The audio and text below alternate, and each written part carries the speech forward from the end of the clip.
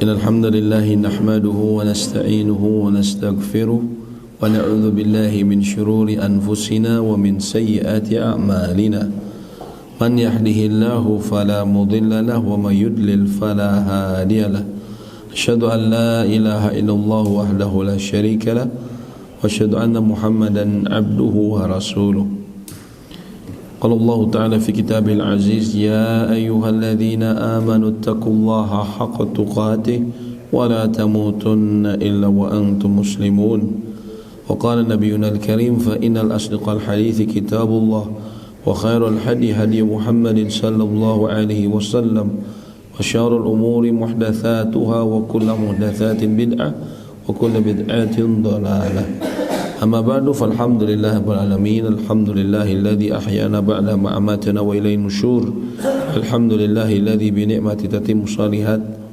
Segala puji bagi Allah atas berbagai nikmat yang Allah berikan kepada kita, nikmat anggota tubuh, nikmat usia dan nafas kita, dan juga nikmat hidayah. Alhamdulillah pagi ini kita insyaallah akan sama-sama mempelajari kembali kitab Fikih Muyassar yang ditulis oleh sejumlah profesor dalam bidang fikih dan hadis, dan kita masih dalam pembahasan tentang pernikahan. Dan tentunya kita berharap dengan duduknya kita di sini, termasuk yang Nabi SAW mengatakan man yuridillahu bihi khaira, barang siapa yang Allah inginkan kebaikan bagi seseorang, yufaqihu fid din, Allah akan berikan dia kefakihan, pemahaman ya dalam agama. Kita masuk kepada wanita yang haram dinikahi ya secara temporal, ya secara temporal, bukan seterusnya. Kalau yang seterusnya diharamkan untuk dinikahi kita telah sebutkan ya, antara lain selain saudara berdasarkan nasab atau mahram secara nasab, juga yang haram dinikahi karena persusuan. Adapun yang haram dinikahi oleh temporal telah kita pelajari, ada yang haram karena secara temporal kalau digabungkan, seperti seseorang melakukan poligami dengan seorang wanita, lalu pada saat yang bersamaan dia juga menikahi saudarinya ya, atau dia menikahi juga pada saat yang bersamaan bibinya ya, maka ini diharamkan dalam satu dalam satu waktu seseorang poligami demikian. Ada juga yang sifatnya insidental ya, mereka adalah ya ini haram dalam jangka waktu tertentu. Yang pertama adalah haram menikahi wanita yang beriddah dari suaminya, berdasarkan firman Allah wala ta'zimu uqdatan nikahi hatta yablughal kitabu ajalah, dan janganlah kalian berazam, bertekad hati untuk berakad nikah sehingga habis masa iddahnya. Maksudnya adalah seseorang menikahi wanita yang dia masih masa iddah dari suaminya. Suaminya mentalak dia, talak 1 atau 2, lalu dia mengucapkan kamu saya talak ya, dan kemudian mengalami masa iddah. Masa iddah ini 3 kali kuru. 3 kali kuru. Kuru ulama berselisih pendapat, apakah 3 kali suci atau 3 kali haid atau 3 kali haid. Ya, ini ulama berbeda pendapat. Tapi yang dipegang di Indonesia ya, mengambil mazhab antara lain Imam Syafi'i dan sejumlah ulama lainnya, mengatakan bahwa kuru adalah 3 kali suci. Jadi ketika wanita dia dicerai oleh suaminya, maka ditunggu sampai dia suci 3 kali. Selesai suci 3 kali, kalau suaminya tidak rujuk, maka ya dia baru boleh kemudian dinikahi oleh laki-laki lain. Namun selama masa iddah, selama malam dalam masa 3 kali suci, di antara waktu tersebut haram untuk dinikahi, bahkan disindir untuk bermaksud menikah. Misalnya dia tahu ada seorang wanita dia ditalak sama suaminya tapi masa iddah, lalu dia sindir ya, dia menyatakan keinginannya secara tidak langsung ingin menikah sama dia, itu pun haram. Kenapa? Karena dalam masa iddah, ya, sang istri masih milik suaminya, ya. Bahkan kalau dia berhubungan, mohon maaf, sang suami dengan istri yang sudah ditalaknya dalam masa iddah, boleh, ya. Sebagian ulama seperti Abu Hanifah menganggap ketika sang suami berhubungan, bahkan itu dianggap sebagai rujuk, ya, walaupun kalau kata Imam Syafi'i tetap harus diucapkan, ya. Nah, jadi haram dinikahi wanita yang beriddah dari suaminya, ya. Zaman kita ketika agama sudah ditinggalkan, orang hidup bebas, gak mau tahu aturan. Banyak kejadian naudzubillahi min dzalik, ya, ketika sang suami sudah mengatakan kamu saya talak, ya, dia kemudian langsung, ya, mencari suami lain, ya, dia seolah-olah menawarkan dirinya, ya, mungkin, ya, dia mencari suami lagi, ya, subhanallah. Padahal selama masa iddah haram, ya, dia menikah atau bahkan dia menawarkan diri, ya. Karena dia statusnya masih milik suaminya. Kalau suaminya mau kembali, rujuk, ya. Yang kedua adalah ini bagi suami yang menceraikan istrinya, mentalak istrinya, ya. Haram menikahi istri yang sudah ditalak 3 olehnya, ya. Haram menikahi istri yang sudah ditalak 3 olehnya sehingga dia digauli oleh suami selainnya dalam pernikahan yang sah. Seorang suami ketika dia mentalak istrinya talak 1 ataupun 2, ya, maka dia tadi memiliki masa iddah, Yang di masa iddah itu dia bisa rujuk kepada suaminya, Ya. Kita lihat di sini. Seorang suami ketika dia talak 1, kamu saya talak, ya, dia bilang kamu saya talak, maka dia memiliki fase tadi, dia masa iddah. Ada masa iddah 3 kali quru, yang selama masa iddah ini dia masih status istrinya dan dia masih wajib menafkahi. Kemudian bisa jadi dia terjadi talak lagi. Talak 2. Maka dia masih istrinya selama masa iddah yang kedua, ya, 3 kali suci. Nah ini kan selama masa ini, selama 3 kali suci ini dia berhak rujuk, kecuali kalau dia tidak rujuk, maka ini dia menjadi sudah bukan istrinya lagi. Kalau mau menikah harus dengan akad nikah yang baru, Kalau misalnya dia tidak gunakan dalam 3 kali suci untuk rujuk, ya. Kalau sudah lewat 3 kali suci, judulnya bukan rujuk lagi, tapi menikah lagi, ya. Kemudian tadilah anggaplah dia tadi rujuk kepada istrinya, lalu dia talak 2, ya. Pada mungkin setahun kemudian dia kesel lagi ke istrinya, dia talak 2 istrinya, ya. Dia masih ada iddah 3 kali suci. Nah ketika misalnya di dekat terakhir 3 kali suci, dia menggauli istrinya seraya diniatkan dan bahkan dia ucapkan saya rujuk kepada kamu, ya, maka menjadi istri yang sah lagi, ya, menjadi pernikahannya dilanjutkan. Nah, cuman mungkin naudzubillah ada masalah lain lagi. Kali ini dia mentalak 3 istrinya, mentalak lagi.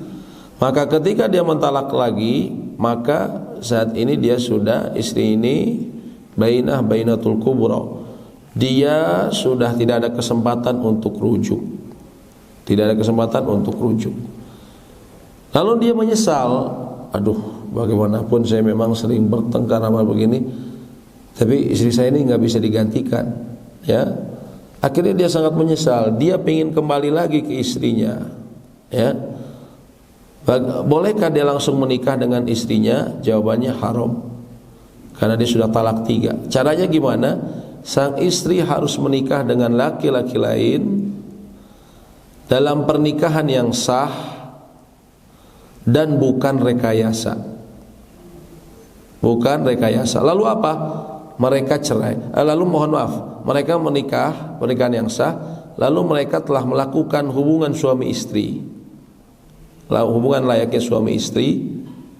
Lalu mereka sekiranya bercerai, baru boleh dia nikahi lagi.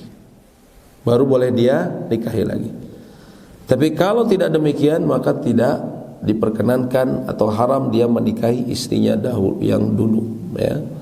Jadi harus dia menikah dengan laki-laki lain dan pernikahan yang sah, bukan rekayasa, lalu berhubungan, lalu kemudian diceraikan. Kalau tidak diceraikan, ya tidak ada kesempatan sama sekali bagi dia untuk kembali, ya, kepada cinta lamanya ini, ya. Nah, ini makanya disebutkan haram dia menikahi istri yang sudah dia talak 3, kecuali dengan syarat tadi, ya. Yang sebagaimana surat Al-Baqarah 230, fa in talaqaha fala tahillu lah. Jika suami mentalaknya sesudah talak yang kedua, maka perempuan itu tidak halal lagi baginya hingga dia menikah dengan suaminya yang lain, ya. Maksudnya dia mentalak 3 ini, ya, sesudah talak yang kedua berarti talak ketiga. Nah, ini terkadang Pak, orang banyak tidak tahu hukumnya, jadi asal orang ini bermudah-mudahan. Contohnya begini Pak, bagaimana kalau suami mentalak 3 dalam 1 kali majelis? Kalau tadi kita bilang ini waktunya berbeda, ya. Talak 1, talak 2 ini misalnya ini terjadi tahun, anggaplah 2020. Yang talak 2 dilakukan 2022 untuk Covid.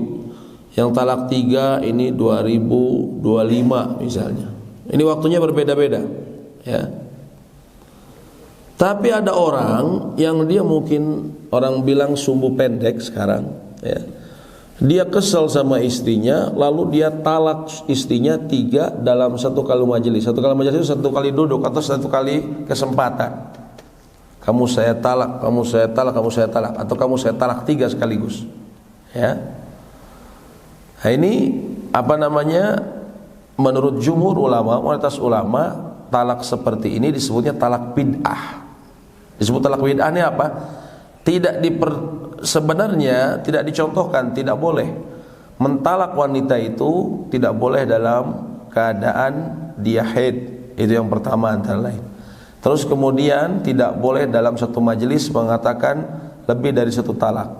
Tapi sekiranya diucapkan, menurut jumhur ulama itu yaqo artinya jatuh, artinya jatuh talak, ya. Walaupun tapi dia talak bid'ah, sehingga apa? Dia berdosa, sang suaminya berdosa, dia melakukan itu. Tapi jatuh, kamu saya talak 3, maka jatuh talak 3.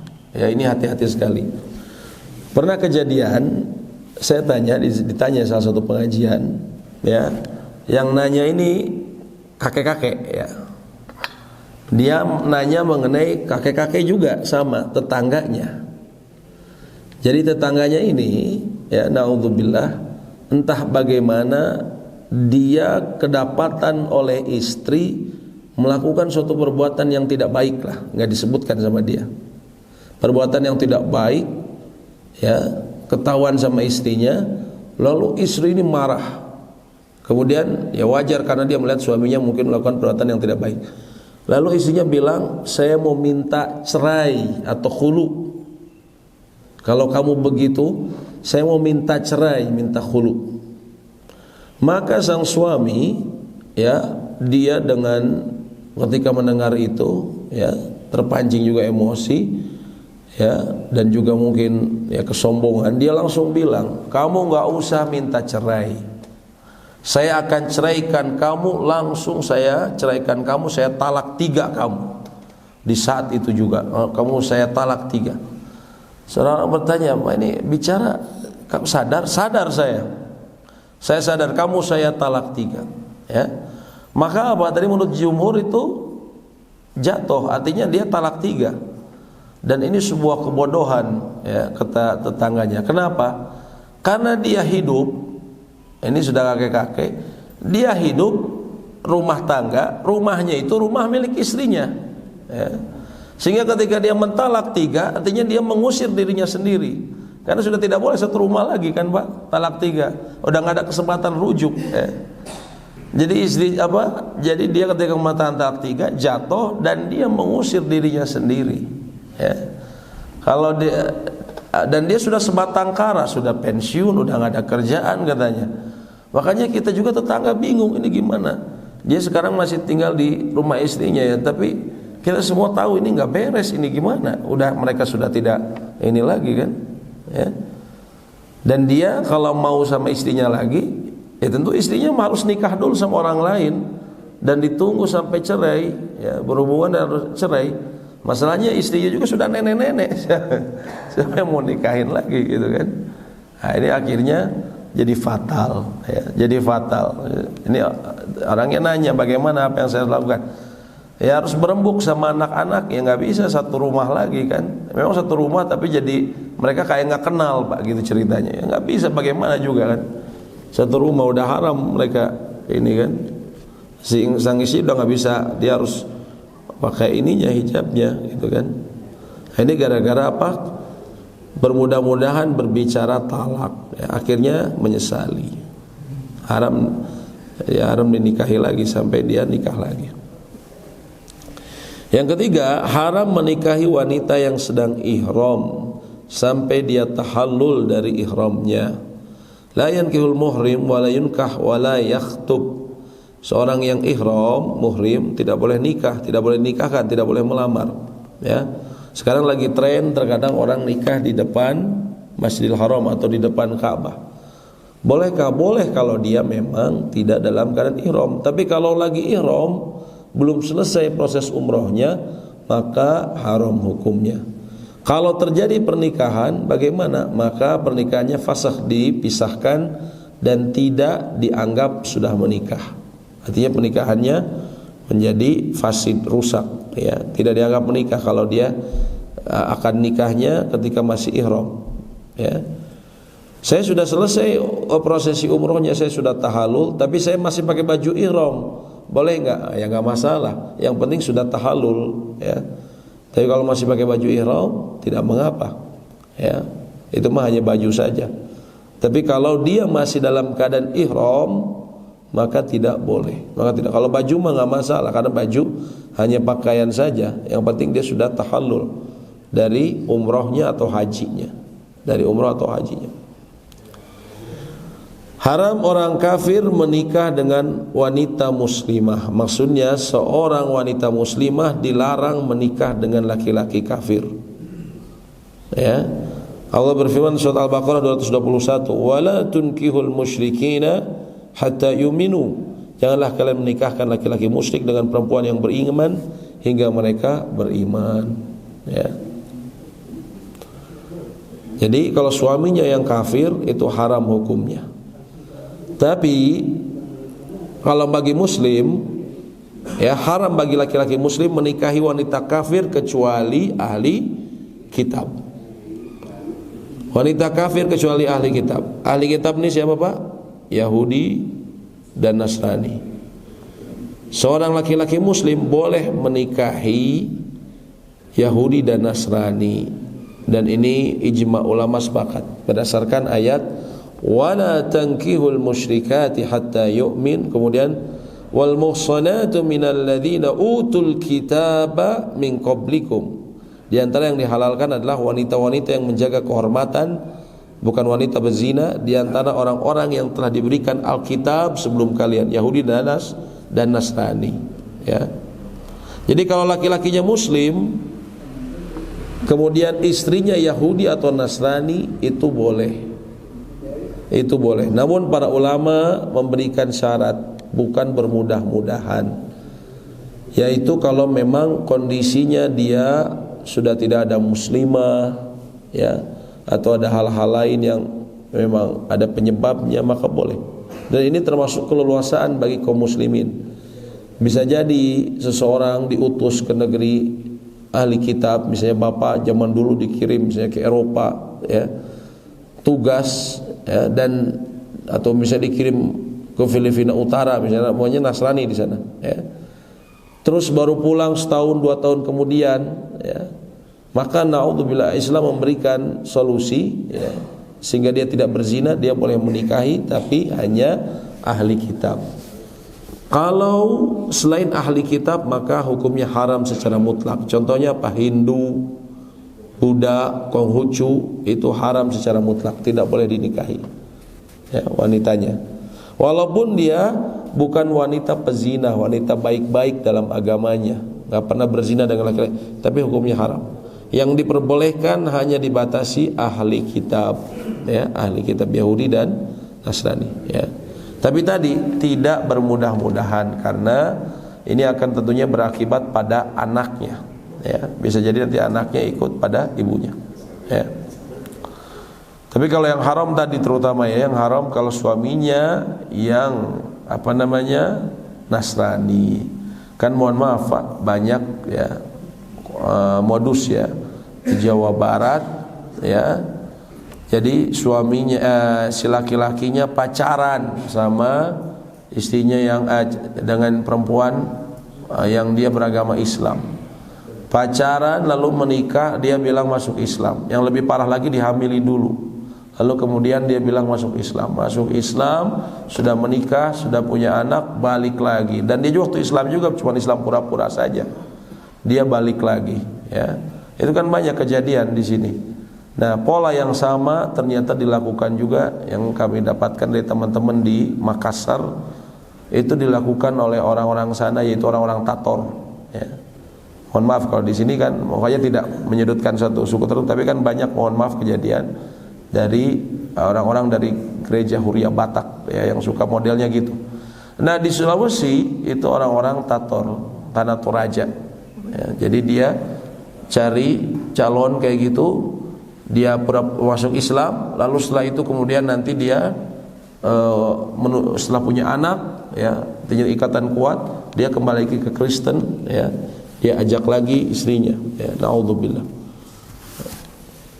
Ini dia haram, ya. Bagaimana kalau seperti itu? Ya sudah, istrinya minta fasakh, bahkan dia otomatis kalau suaminya misalnya kembali ke Kristen, otomatis pernikahan ini terpisah, atau lebih ininya lagi oleh pengadilan, lebih resminya oleh pengadilan difasakh, dipisahkan.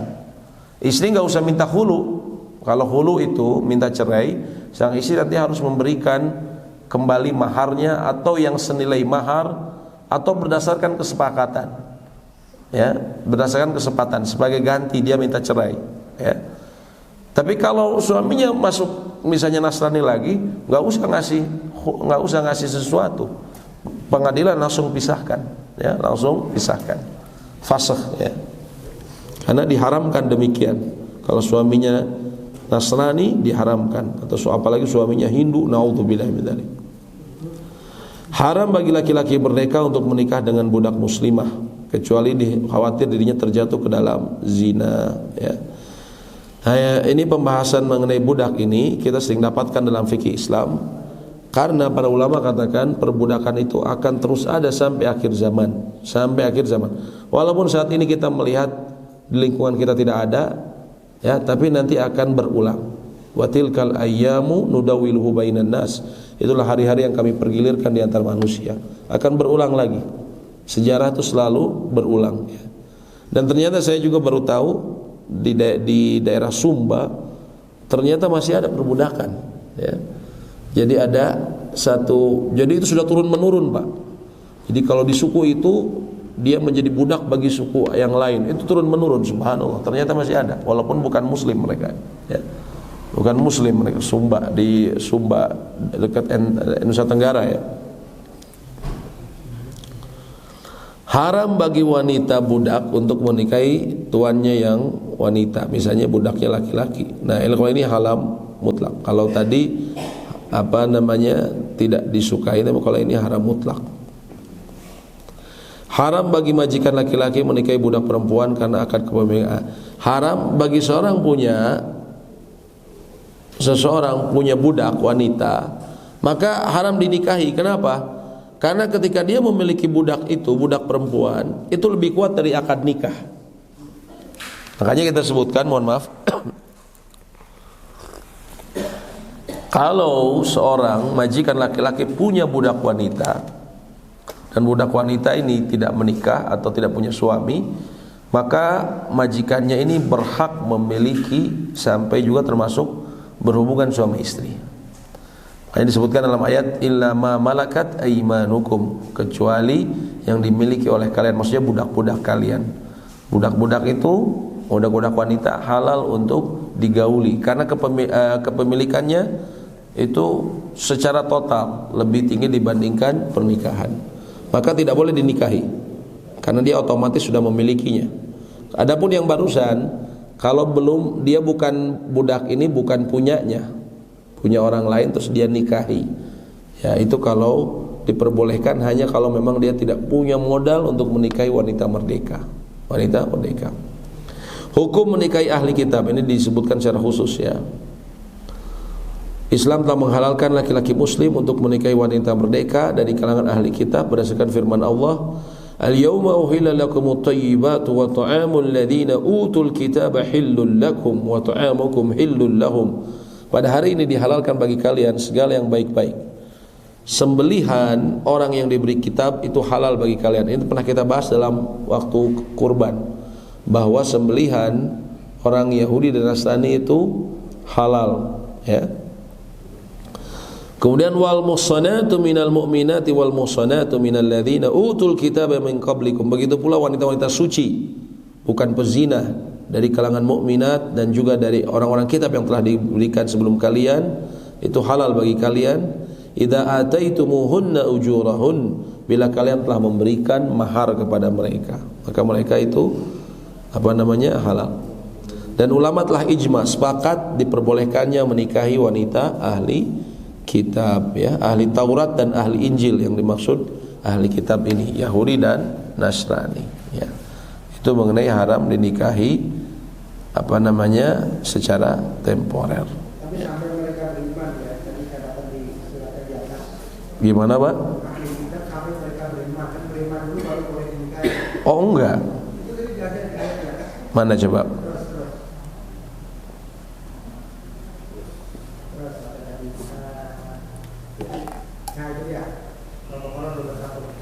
Ini musyrik, Pak, bukan wanita ahli kitab. Musyrik sama ahli kitab beda.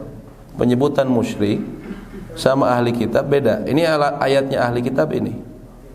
Oh, berarti kalau ahli kitab walaupun dia belum beriman boleh dinikahi. Kalau misalnya istilahnya dia sudah beriman, enggak disebut ahli kitab lagi, Pak.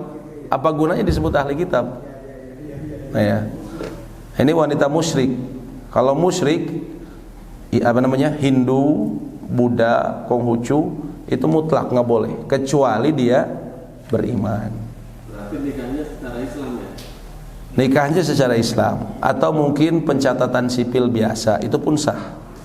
Pencatatan sipil biasa, ya. Memang di kita dipersulit, ya. Yaitu kenapa? Karena di kita, Pak, mayoritas Islam. Kalau dibuka jalur ini, orang akan bermudah-mudahan. Kenapa dipersulit? Karena wanita muslimah banyak. Tapi kalau di negeri yang Islam minoritas, ini akan memudahkan bagi kaum muslimin, ya. Nah, kita dipersulit karena memang kita mayoritas. Jangan sampai seorang laki-laki muslim meninggalkan wanita muslimah, ya, lalu menikahi wanita ahli kitab, padahal masih banyak seperti itu, ya. Jadi setelah dia menikah tetap istrinya bisa saja tetap berbeda. Tetap apa, Pak? Tetap berbeda. Oh iya, ahli kitab. Ya, ahli kitab, Pak. Ahli kitab, memang demikian. Jadi maksudnya setelah pernikahan sendiri itu sah. Iya, istrinya masih ke gereja, masih, iya. Gereja suami ke masjid. Iya, ahli kitab. Ya, ini ijma, Pak. Karena ayat ini jelas. Hanya saja bukan itu tadi, para ulama memberikan catatan. Bukan berarti bermudah-mudahan. Ini antara hikmahnya. Mohon maaf, Pak. kita laki-laki ini kan mohon maaf, kebutuhan biologisnya jauh lebih tinggi dibandingkan perempuan. Kalau seseorang dia tidak misalnya berada di negeri orang-orang ahli kitab, lalu dia kemudian tidak ada jalan keluar, dia akan berzina. Maka ini salah satu solusinya. Allah berikan kemudahan, kalau dia memang butuh maka dia menikahi ahli kitab daripada berzina. Naudzubillah. Seperti itu. Nah ini ya. Tapi kalau musyrik haram mutlak ya. Ya. Gimana kalau dengan nikah kontrak, Ustaz? Misalnya seorang laki bertugas ke suatu negara, Iya. non-muslim, Iya. nikahi wanita setempat non-muslim, beres tugas dia balik lagi, cerai balik lagi, boleh? Kalau nikah kontrak itu sudah dihapus kebolehannya. Pernah dalam peperangan tapi dihapus. Yang itu yang masih melaksanakan Syiah ya. Syiah ya. Nah, artinya seseorang jangan diniatkan. Misalnya, Bapak ditugaskan ke Rusia, Pak. 2 tahun ya nggak bisa pulang. Terus kemudian saya nikah dulu saja sama ahli kitab di sini. Karena kan Kristennya ortodok misalnya. Saya nikah tapi nggak usah istilahnya kita buat kontrak, nggak usah. Tapi kalau Bapak mungkin berpikir nanti saya pulang mah udahlah saya ceraikan aja. Nah, itu beda cerita, tapi Bapak bukan kontrak ya. Kalau dari awal kontrak itu nggak boleh kayak gitu. Seperti itu, Pak ya. Ya, Pak. Kalau pengertian umum ahli kitab itu seperti apa? Apakah dia sekedar misalnya kalau Kristen itu dia rajin ke gereja atau sudah kategori misalnya pendeta dan seperti itu? Tahu enggak? Pokoknya dia mengaku sebagai Nasrani atau Yahudi, baik dia, dan dia bukan mulhid. Mulhid ini maksudnya sekarang kalau di Eropa ahli yang dulunya Nasrani kan banyak jadi apa namanya?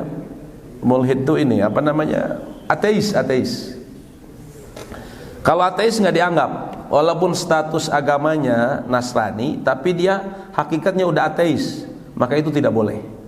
Yang diperbolehkan itu memang dia masih Nasrani ataupun Yahudi. Mungkin ada orang bilang, oh Yahudi Nasrani sekarang mah beda sama dulu. Oh gimana? Orang di Al-Quran dituliskan, qad kafara alladziina qalu innallaha tsalitsu tsalatsa. Sesungguhnya telah kafir orang yang mengatakan Allah itu satu dari 3 oknum. Dari dulu mereka sudah seperti itu. Dari dulu mereka sudah punya trinitas dari apa sama dulu sampai sekarang. Ya, seperti itu. Ya. Ya, silakan, Pak. Itu yang mengenai makanan ahli kitab. Iya. Kalau kita makan misalnya kayak di daerah yang banyak non muslim gitu ya. Iya. Boleh misalnya sapi dia menyembelih. Iya, sapi tapi dengan syarat sembelihan mereka itu halal. Tapi dengan syarat berdasarkan ayat ini pernah kita bahas waktu bab kurban ya. Tapi dengan syarat disembelih dengan cara yang syar'i. Dengan cara yang syar'i. Kalau dia non muslim itu misalnya Iya Nasrani misalnya, yang motongnya Nasrani tapi dengan cara yang syar'i. Dan cara syar'i apa? Dipotong dikeluarkan darahnya, dipotong lewat ini. Kita pernah bahas cara-cara syar'i ya. Disembelih ya. Kemudian kalau misalnya kabur, dia dilukai dengan mengeluarkan darah. Kalau misalnya dia kabur, kalau caranya demikian, maka dari ahli kitab itu hukumnya halal. Kecuali memang ada sedikit berbeda pendapat. Kalau misalnya kita pas nyembelih kita di depan langsung. Kalau dia bilang atas nama Tuhan itu halal. Tapi kalau misalnya atas nama Yesus, nah di situ yang berbeda pendapat. Atas nama Yesus misalnya. Kalau tidak tahu, kembali ke hukum asal, Pak. Kalau tidak tahu, kembali ke hukum asal. Ini sebenarnya bukan penghormatan kepada mereka, tapi kemudahan bagi kaum muslimin. Kalau kita tahu motongnya normal kok biasa, tapi yang ngerjainnya pastor misalnya. Ya. Nah kalau tadi yang misalnya tadi atas nama Tuhan itu halal. Tapi kalau kita tahu, kalau kita tidak tahu maka tidak masalah. Tapi kalau kita tahu pasti depannya tadi ada berbeda pendapat. Sebagian ulama nggak boleh atas nama Yesus. Sebagian ulama lain mengatakan boleh. Kenapa? Karena emang ahli kitab seperti itu. Sedangkan ayatnya mengatakan ahli kitab sembelihan mereka itu halal. Ya, dan itu ijma juga, terdapat kesepakatan karena ayatnya jelas, ayatnya seperti itu. Ya, silakan, Pak. Saya mau ibaratnya apakah harus diucapkan secara jelas yang dimiliki oleh lawan bicaranya atau berbeda cara lain begini misalnya. Saya pulang kamu ke orang tuamu, apakah tidak ada apa? Iya. Misalnya, kamu saya harap kamu gitu, kan tidak kalimat yang ekstrim ya. Iya. Tapi dia nggak akan saya salah kamu gitu. Iya. Nah, statusnya kayak gimana? Apakah ada juga lagi? Baik, insya Allah. Baik, itu insya Allah nanti akan kita bahas lebih lanjut. Namun ringkasnya, ya ada pembahasannya. Tapi ringkasnya begini, lafaz talak ini ada yang sharih, ada yang jelas, ada yang pakai kinayah. Kinayah itu disebutnya kiasan. Sharih ini apa yang jelas? Kamu saya talak, jelas. Kamu saya ceraikan, ya.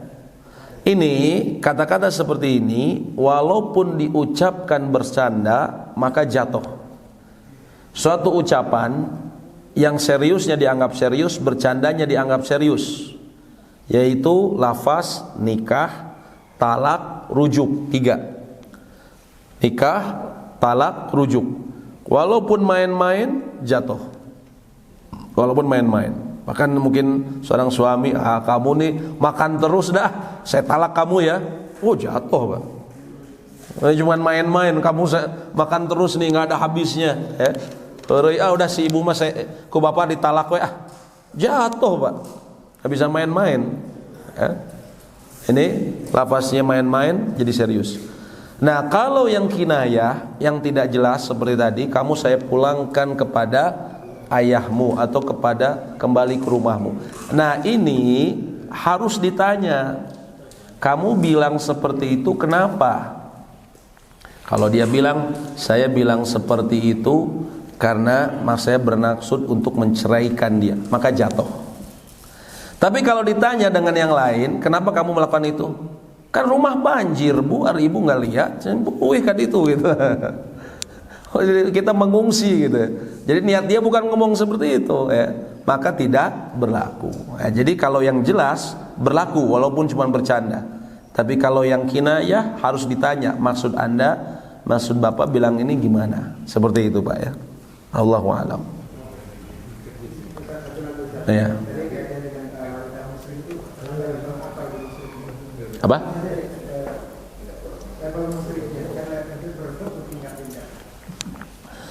Kalau musyrik, ya pertama yang jelas adalah wanita selain Islam, Yahudi dan Nasrani. Itu secara umum. Secara umum dia musyrik, ya. Tapi mohon maaf, bagaimana misalnya kita dapati dia itu Islam tapi Islam KTP, ya. Dia itu lebih percaya kepada ya dukun-dukun, misalnya kejawen dia itu atau Sunda Wiwitan. Tapi Islamnya KTP, berarti dia sebenarnya hakikatnya bukan muslim. Ya kalau gitu, kalau dia jelas-jelas melakukan praktek kesyirikan dan diakui, maka itu pun termasuk yang dilarang. Ya. Tadi Islamnya kan hanya KTP saja, seperti itu.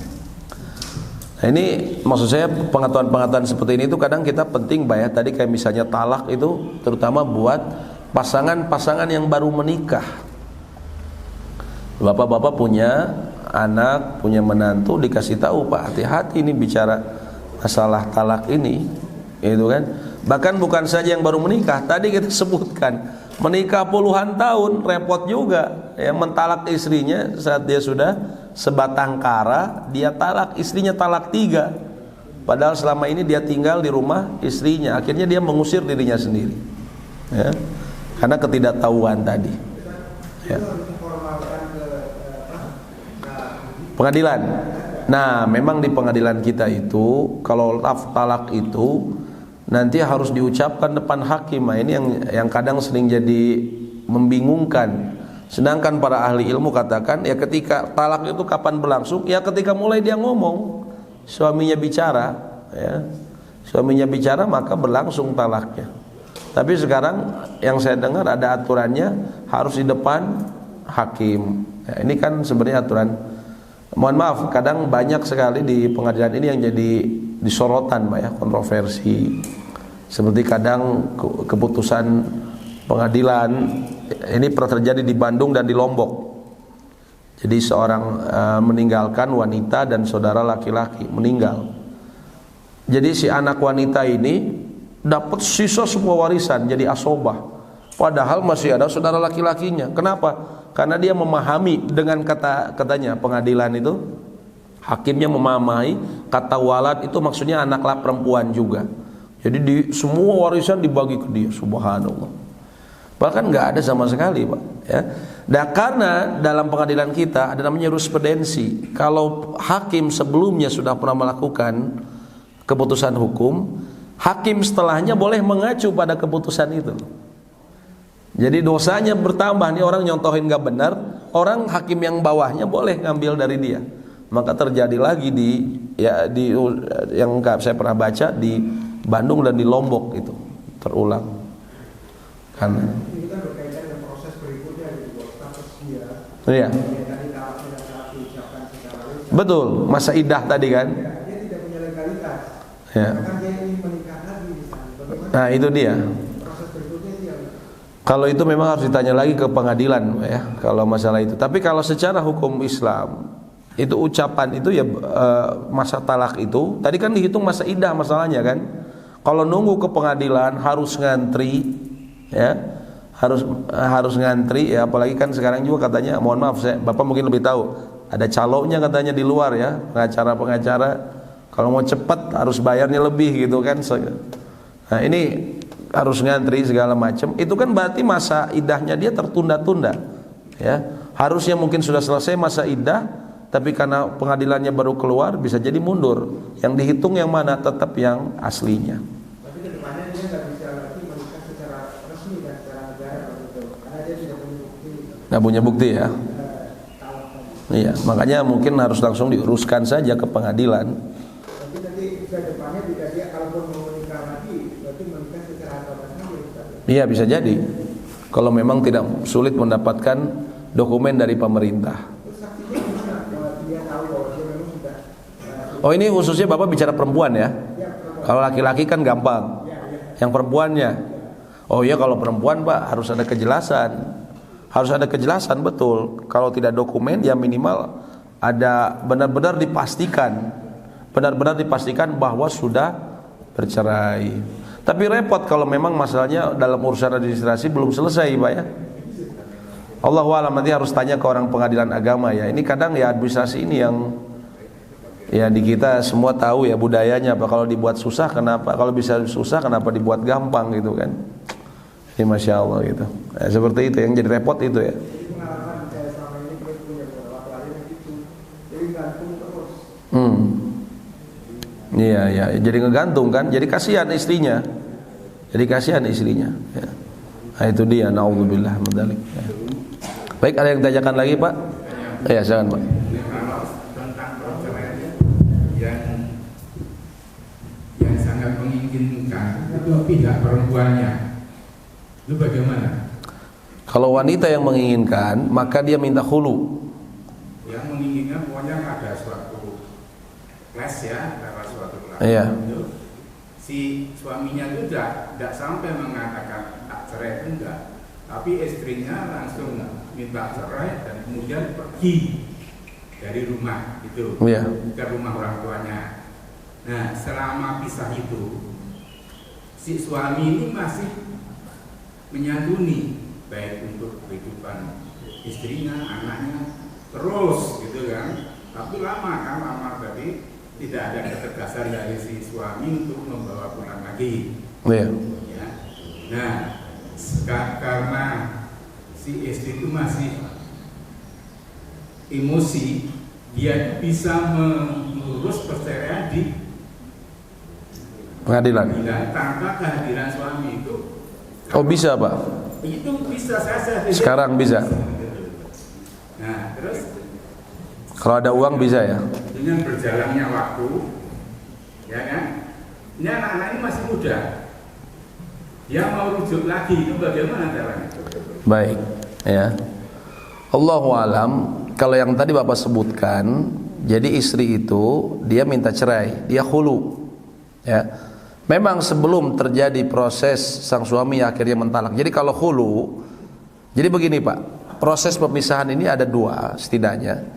Pertama, sang istri minta cerai ke pengadilan, ya, minta cerai ke suaminya, lalu bawa ke pengadilan, ya.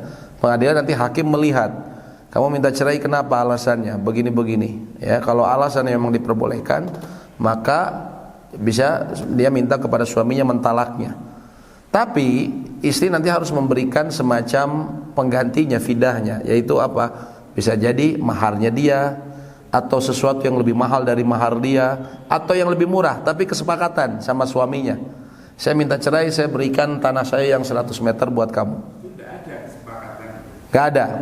Enggak, harusnya demikian. Itu khulu. Karena khulu itu memang supaya suaminya mau menceraikan dia, karena kan belum tentu suaminya mau, ya. Atau misalnya ada penyebab yang memang misalnya tadi suaminya murtad. Kalau dia datang ke pengadilan maka bisa fasakh, bisa dipisahkan. Enggak ada. Apa KDRT? Murtadnya tidak ada, penyelewengan wanita lain juga tidak ada. KDRT bukan? Enggak. KDRT juga tidak hanya di situ, ada suatu permasalahan di mana si suami itu salah langkah hutang. Karena hutangnya itu berat, jadi sepertinya rumah tangga itu diteror polisi debt collector. Si istrinya nggak tahan. Iya, mata elang. Ya. Harusnya nggak boleh istri seperti itu tuh, kecuali dia memang minta khulu, ya. Dia minta khulu. Terus kalau yang tadi Bapak bilang ke pengadilan tanpa kehadiran suami, wah itu saya tidak tahu, Pak. Itu kalau misalnya tanpa kehadiran suami, kalau memang misalnya kasusnya memang fasakh, dipisahkan, tidak perlu, suaminya udah murtad, ya sudah, pengadilan memutuskan. Tapi kalau memang istrinya dengan alasan yang seperti itu, harusnya tetap dia menghadirkan suami dan istri menghadirkan minta khulu. Wanita itu kalau dia minta cerai ke suami tanpa ada alasan yang diperbolehkan dalam agama, maka kata Nabi SAW, dia tidak akan mencium bau surga, harum surga.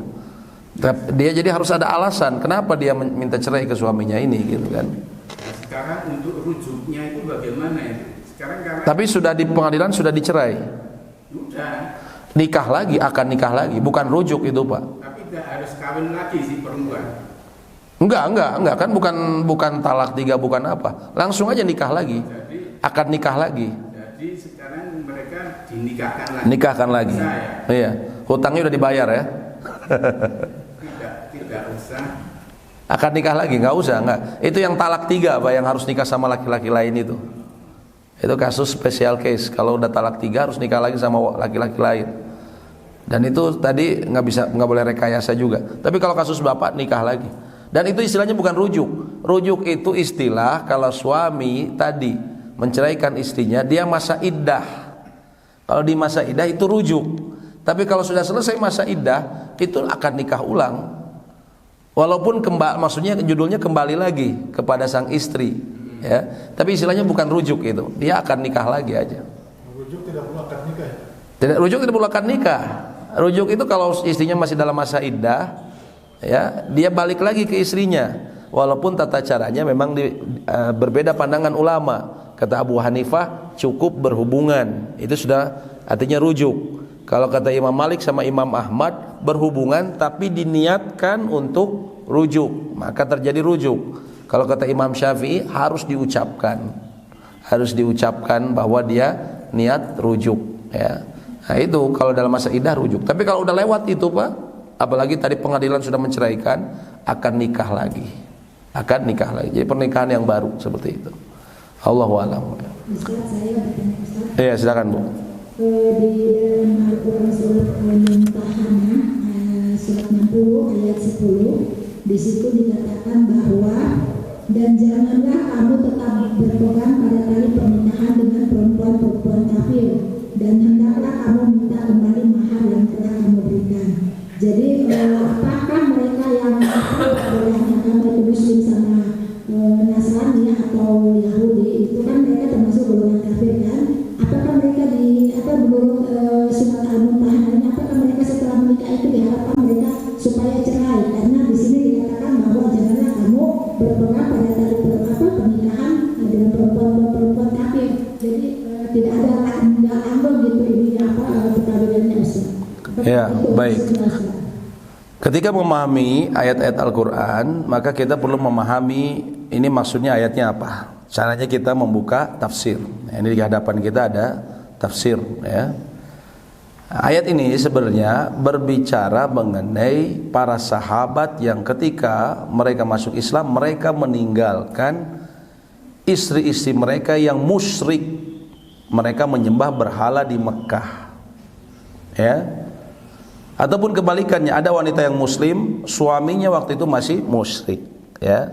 Jadi kekafiran yang dalam konteks ayat ini itu berbicara mengenai pasangan yang masih musyrik, ya, atau kaum musyrik Quraisy. Jadi lebih spesifik ke ayat tersebut. Begitu Bu ya.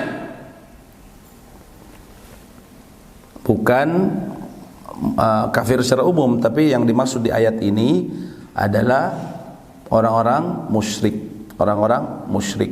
Ya. Jadi nggak berlaku misalkan kalau umpamanya seorang muslim laki-laki yang menikah dengan Nasrani ahli kitab atau Yahudi, itu tidak berlaku ayat ini, karena di sini kan dikatakan bahwa jangan kamu Iya, tadi kita lihat ayatnya ini berhubungan dengan orang-orang. Ayat ini berhubungan dengan para sahabat yang waktu itu berhubungan dengan wanita pasangan yang musyrik, ya, maka itu haram secara mutlak. Tapi kalau kafirnya selain musyrik seperti maksud saya ahli kitab, maka ahli kitab ini dilihat kalau memang dia masih membutuhkan pasangannya, ya dia masih boleh mempertahankan, karena tidak mungkin kita mengadu ayat seperti itu, ya. Karena memang ini ayatnya berhubungan dengan, dan kalau kita baca tafsirnya, memang ayat ini berhubungan dengan para sahabat yang meninggalkan pasangan yang musyrik, ya. Nah, kalau dia memang masih membutuhkan pasangannya yang misalnya ahlu kitab, maka dia boleh menikahi, masih tetap dalam pernikahannya. Tapi kalau sekiranya dia tinggalkan, cari muslimah, maka itu pun lebih baik. Tapi dia masih bisa mempertahankan. Beda dengan musyrik. Kalau dulu asalnya sama-sama Hindu, kemudian suaminya masuk Islam, apakah dia pertahankan pernikahannya dengan istrinya? Enggak, harus ditinggalkan. Dulunya Konghucu, kemudian istrinya alhamdulillah dapat hidayah masuk Islam, apakah dia bisa mempertahankan? Enggak, dia harus minta pengadilan untuk dipisahkan, ya, seperti itu. Ya, baik. Kalau misalnya itu ada perkawinan untuk begitu, Ustaz, ya, beda agama, terus kelanjutannya itu gimana, Ustaz? Kan mereka itu kan perbedaan agama kan termasuk penyumbang zina atau gimana, Ustaz, ya? Jadi kalau terus-terusan begitu mereka perbedaan agama. Jadi kita bicara begini Bu, mengenai hukum boleh dan hukum yang dianjurkan. Kalau bicara boleh, boleh. Tapi bukan berarti kaum muslimin nikahlah sama orang-orang ahli kitab, tidak. Tapi ini termasuk keleluasaan dalam agama, bahwa ketika seorang laki-laki dia bisa jadi tidak mendapati seorang muslimah, ya, maka atau misalnya dia tidak mendapati muslimah, maka dia bisa menikahi ahli kitab, ya. Bukan berarti dianjurkan ya sudah kalian nikahi saja ahli kitab, tidak demikian, ya, tidak demikian. Makanya para ulama memberi wanti-wanti ketika seseorang bermudah-mudahan nanti akibatnya bisa bahaya. Jadi anak-anaknya nanti, ya, anak-anaknya nanti. Tapi hukum tidak berubah, ya, karena ini ayat, ya, dan ulama telah ijma memahami demikian, ya. Para ahli ilmu mengatakan demikian, bahwa itu adalah keleluasaan bagi kaum muslimin. Apalagi kenapa sang suami yang juga diperbolehkan, kata para ulama hikmahnya, karena umumnya suami bisa membawa istrinya. Tapi kalau istri bawa suami, umumnya susah. Betul nggak Pak? Umumnya, ya, umumnya susah.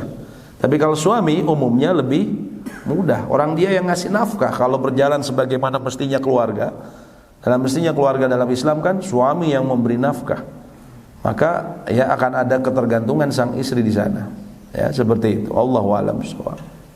Gitu. Ya. Adapun tadi yang mengenai kita bicara mengenai talak, kemudian juga tadi Bapak bilang seseorang menyumpahi istrinya, ya, kamu haram atas saya. Itu nanti ada pembahasannya, ada bab zihar, ada bab talak, ada bab zihar, ada bab ila, ya. Insyaallah nanti akan kita bahas, ya. Baik, ada lagi Pak yang didiskusikan? Iya Pak.